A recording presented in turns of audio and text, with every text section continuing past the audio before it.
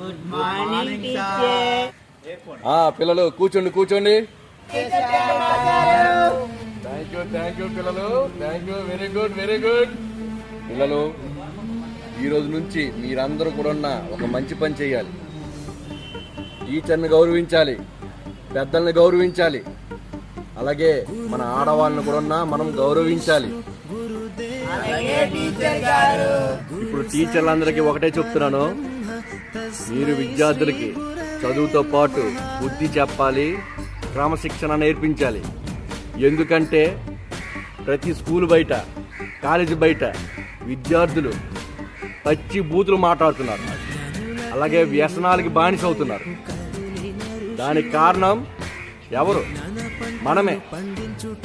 మనం మంచి మాటలు చెప్పాలి, బుద్ధి చెప్పాలి. అప్పుడే వాళ్ళకి ఒక జ్ఞానం వస్తుంది, మనుషుల్లా మారుతుంది.